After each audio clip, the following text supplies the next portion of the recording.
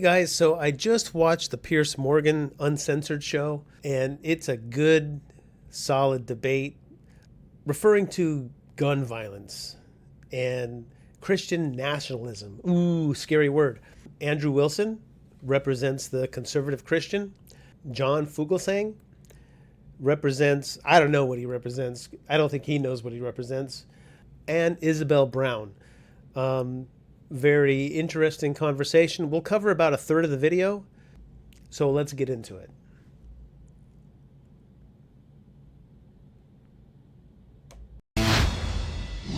The fatal attack on a Mormon church in Michigan this weekend was interpreted by some as more evidence of a very literal attack on Christianity and its values. Benny Johnson commented that Christianity is the most persecuted religion on earth and that it's time to get serious about it. It came just a week after Charlie Kirk's memorial, at which he was hailed as both a prophet and a martyr in a service infused with abundant biblical commentary.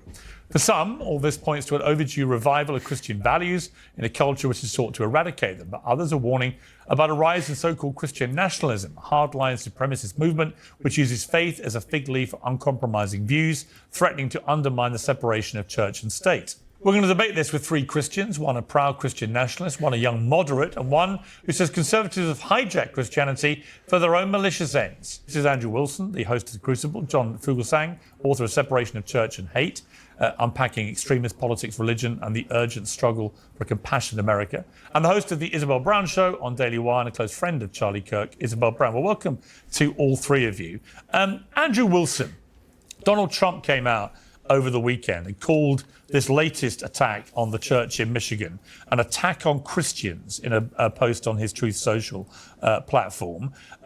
We don't actually know, as things stand, whether that was the motivation. We know that the suspect who died in all this was a former US Marine, Thomas Jacob Sanford, and he had been pictured wearing a Trump T-shirt with the slogan, "Make liberals cry again," which may be an indication that he wasn't anti-Trump. We just don't know, as things stand, what his motivation was for this.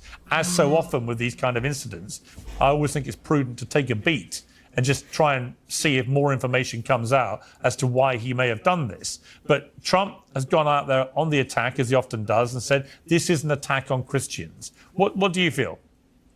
Well, I mean, Trump is just following the trends. We remember what happened with Charlie Kirk when progressives tried to paint him as some right-wing graper. It turns out that was all complete and total lies. They were doing damage control. They tried to paint him out to be a right-winger, clear up until it became irrefutable that he was not anymore. And then they just changed the narrative again. So Trump is just following the trends. It is the case that Christians are persecuted in the United States, have been for a long time. And they're going to continue to be. That's kind of our cross to bear. We were told that was going to be the case. In fact, that's part of what being a Christian is. As to Trump following the trends and making the assumption, do I kind of agree that you should have caution on these things? I do, but I can completely understand why it would be that he would have that reaction. John Fugelsang, Benny Johnson posted about this attack on the church in Michigan.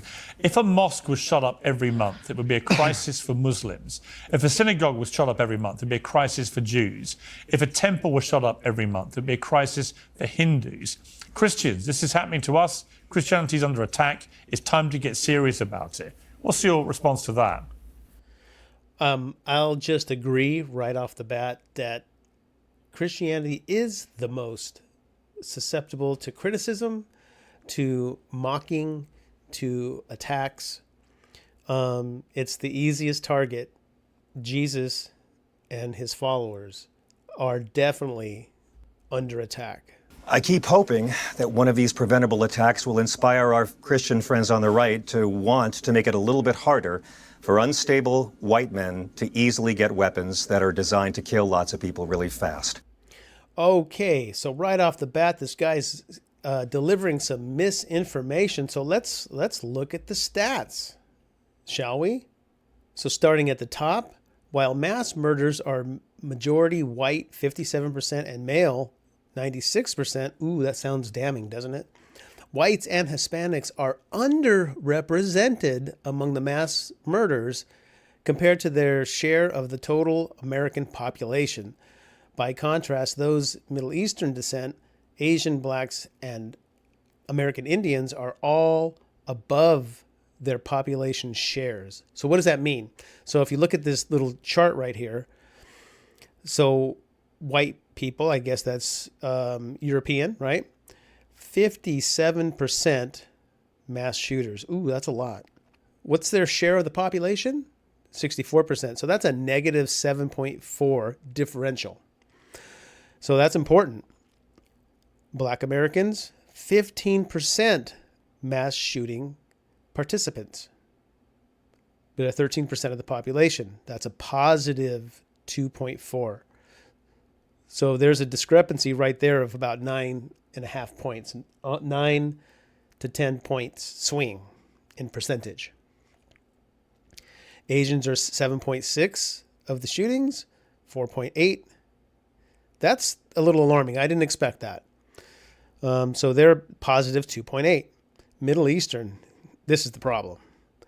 7.6 of mass shootings with only 0.4 of the population. That's a 7.2% positive differential. Hispanics, go Hispanics, go Hispanics. 8.9% of shootings, only with a 16.6. So we're a negative 7.8. We're the best on the chart. I'm just saying, we got the best numbers. American Indian, 3.8 percentage of the population, 1%. So that's a 2.8 in the positive. So what he's saying, he's pointing out, oh, we need to focus on just the white guys. So yeah, in mere numbers, that is important. But so is he saying that all the other demographics are okay? Or do you denounce all of them? Why do you just denounce the white guys? And he further reduced it to the young 20-something, 30-something. I don't know what he said exactly. But he even narrowed it down further that we just need to focus on those young white American men. So that doesn't make any sense at all. So he is definitely virtue signaling, and he is showing all kinds of symptoms of soy. So anyway, let's go on. So he also brought up of the high impact or high velocity rounds and of weapons, which are typically, he's talking about the assault rifles, right? So let's take a look at that. Handguns in 2023, handguns were the most prevalent firearm in gun murder, involved in over half of all cases. Now, I'll also point out that I think it's something like 45% of those are suicides. So that's a whole other issue that needs to be thought about, but we'll cover that another time. Rifles, the category of rifles, which includes assault weapons, was involved in 4% of the murders in 2023. 2023 is the most recent complete data that's available. Shotguns were 1%. So he's worried about the rifles.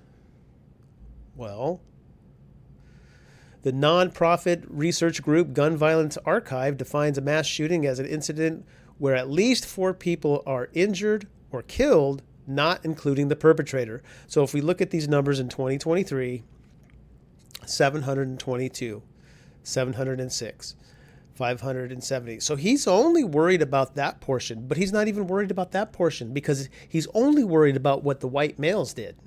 Everybody else is okay. So he has a deep flaw in his logic. All right, let's get back to the video. I really hoped after the awful murder of Mr. Kirk that some of our friends on the right would agree that maybe it's far too easy for unstable 20-something males to get their hands on hardware and pop off and murder people at a political rally. He was using an antique rifle, dude. He was using, hang on, he was using an antique rifle. I know. An antique bolt. It was unsecured. Legislation? I didn't interrupt you once, my friend. I didn't interrupt. So you'll notice that he's not going to answer the question. So what Andrew's trying to say, it was a single fire bolt action rifle. So each shot had to be, he had to use the bolt to eject the casing and put another round in. So that is not an assault rifle. So he's advocating for the elimination of an assault rifle on an incident that didn't involve that. He's using Charlie Kirk as a sweeping measure to cover all gun violence, as he will do as you're going to see right here. What legislation do you think would have even been passed that would have prevented if his grandfather had been obliged to keep, if his grandfather had been legally obliged to keep his gun secured at home, that shooting wouldn't have happened, and the Sandy Hook shooting would not have happened. You can't even demonstrate that's true. Paul, you know the kid has the safe code. You're not letting me finish, and you've interrupted me twice now. I'll just throw in real quick. I believe that the grandfather gave at the time, I think he was 19 years old, I think he gave the rifle as a gift. I think, if I remember right, I could be wrong. Piers, the deal is right-wing Christianity in America has been suckered. And you're really going to, I'm going to answer Piers's question, my friend. I didn't interrupt you. Right-wing Christianity in America has been suckered for a very long time into aligning with power and authority instead of challenging it as Christ did. Donald Trump didn't get the love of evangelicals by promising to do a damn thing Jesus commanded of us. Right-wing Christianity does not fight for the things Jesus commanded and taught us to do. Right-wing Christianity fights for conservative Christian power over every level of society. They do not fight to welcome the stranger, as Christ commands in Matthew 25 and as God commands throughout the Old Testament. They do not fight for individuals and nations to care for the sick and the poor, as commanded by Christ in the judgment of nations. They fight for right-wing conservative Christian power, and America is suffering from a gun plague where children are now killed by guns more than disease, more than they are killed by car accidents. And I keep praying this is exactly the sort of situation where a religion based on love and empathy will come to our rescue. And yet, our conservative Christian friends are locked in this mindset that somehow personal freedoms matter more than the lives of Americans. Okay, so he's a good speaker. I'll give him that. This John, whatever his name is, I don't know the last name, but he just lied to you. So he conflated the killings of children in the churches, and said that they're being killed more than automobile accidents. So let's take a look at that data. Data examples: firearms. That's all firearms. Totaled 46,700 people died from gun-related injuries. Motor vehicles, 40,900 were killed by motor vehicle. What he just said or implied was that the 46,000 were all children. That's literally what he said. At a higher rate than motor vehicles. That, my friends, is a direct lie. So this guy he's either uneducated, which I don't think he is. I believe him to be a liar, because he knows the number. He knows it's in the he knows that one is higher than the other, and the firearms just went above motor vehicles in the last couple of years. So he knows the number. He's lying to you. Well, you've been pulling. Hang on, let Andrew, I'll come back to you, but let Isobel react, because you've been pulling a lot of faces as you were listening to that. Yeah, you know, Piers, I was on with you the day that Charlie was shot, actually. We were talking about the murder of Irina Zarutska on the train in Charlotte, and I was very baffled by what I was hearing then. Nothing could have prepared me for the slew of attack against anyone who is a conservative Christian in America the last 30 seconds. There is not a single gun law on the books that would have prevented Charlie Kirk from being assassinated at a gun-free zone on the campus of Utah Valley University. When we saw the manifesto published to YouTube about the shooter at the Annunciation Catholic School in Minneapolis, you saw a very specific, detailed attack that was specifically against Christian children and their families, really warping in a very twisted demonic sense the mass with engravings and diary entries saying, "This is my body." I mean, we were watching a very coordinated attack going back to the Nashville shooting and to many other attacks on churches across the country over the past few years, of which there have been more than 500 attacks on Catholic churches in the United States in the last 5 years or so. This is clearly a specific attack against Christianity in America. But let's pretend that it's not just about America for a second, because the truth is it's not. Christianity Christianity, by the numbers, is by far and large the most persecuted religion on the face of the planet today. In Nigeria, just a few days ago, more than 60 people were killed using hammers and machetes after attending mass at a Catholic church there in Nigeria. And I read a study the other day, feel free to fact check me on this, to any of the other panelists, that more Christians have been slaughtered in Nigeria for being Christian in the last few years than Palestinians have been killed in Gaza during the midst of the Israeli-Gaza war. But you don't see any protests happening in the United States about that today. So it's ridiculous to try to create a left versus right paradigm here, or some sort of attack against the Republican Party, when there very clearly is a manifestation of spiritual warfare and demonic satanic influence in our society trying to attack Jesus Christ in America today. Andrew, I want to play a clip. I'm not a Democrat. I'm going to let Andrew respond. That's his only defense. Chris Hedges, a Pulitzer Prize-winning journalist. So I will say at the beginning of the video, John says, well, our friends on the right. Just by that designation, he is identifying himself as being on the left. So he may not be registered a Democrat, but that's not what she was saying. She was saying the left and the right. So anyway. Journalist said on the Secular Talk podcast that Charlie Kirk's assassination was being used to create a new martyr for the movement of Christian nationalism, which he said is a backdoor to American fascism. Let's take a look. When fascism comes to America, it won't be with swastikas and jackboots, and it will be with the Christian cross and mass recitations of the Pledge of Allegiance. You really got a glimpse of that in the rally in Arizona for, or rally, whatever you want to call it, the memorial service for Kirk. So no jackbooted thugs and no swastikas. But what we did see was booted troops from Antifa, booted up. They had tear gas. They had bricks they were throwing through windows. They were fully armored with body armor, face shields, and helmets. And they went out in the streets and perpetrated all kinds of lawlessness, busting stuff up, burning cities. So you know what fascists do? They take over cities, Portland, Oregon, I believe. No, I'm sorry. I think it was in Seattle. So what do fascists do? They shout you down. They throw rocks at you. They throw you concrete milkshakes, acid milkshakes.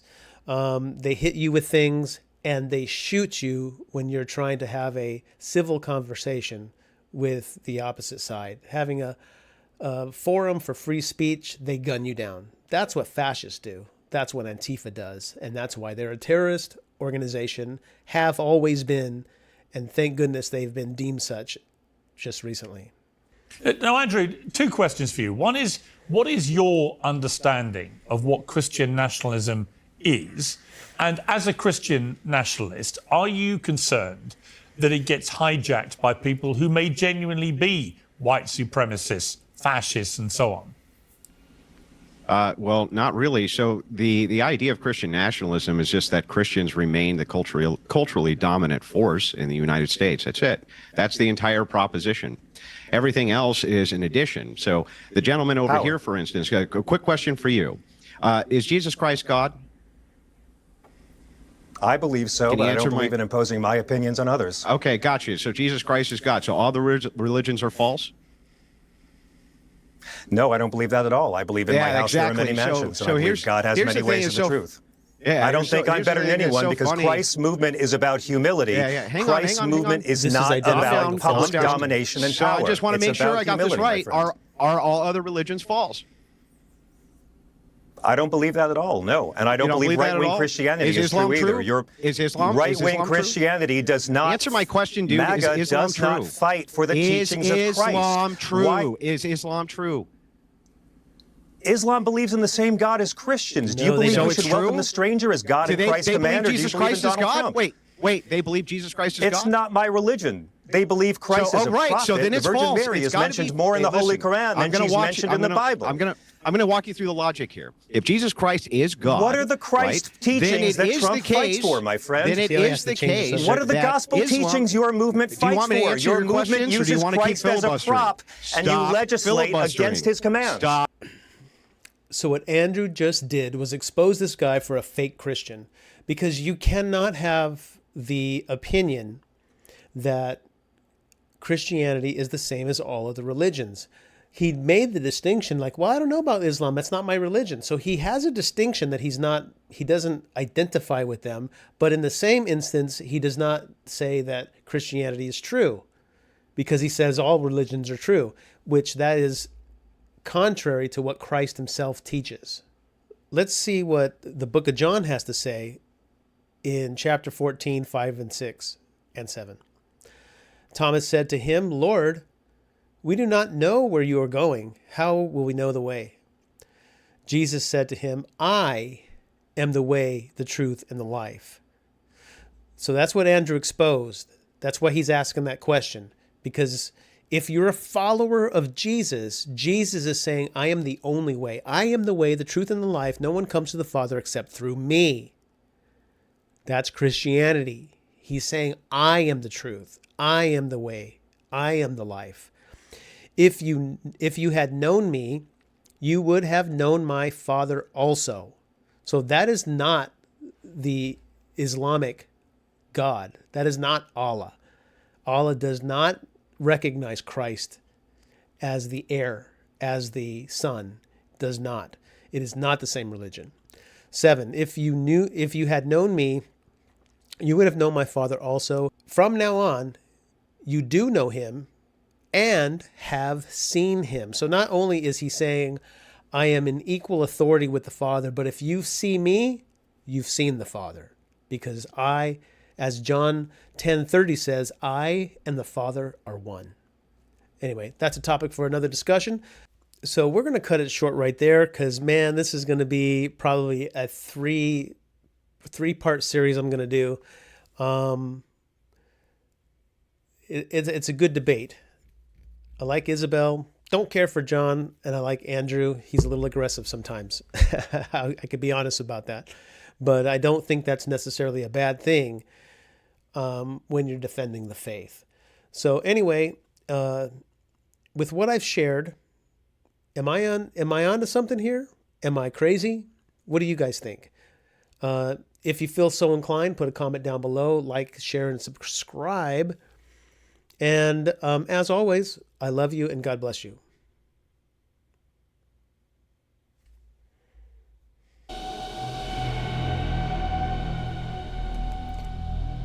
Be strong in the Lord and the strength of his might. Put on the whole armor of God that you might be able to stand against the schemes of the devil.